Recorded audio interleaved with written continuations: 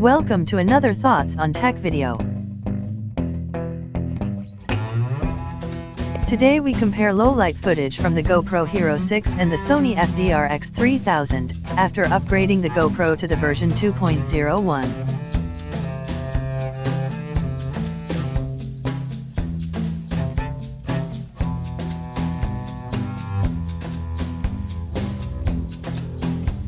As stated on my last video, I think the quality of the low-light footage from the GoPro improved with this update. Nevertheless, I also consider that it still not quite achieved the level of the Sony.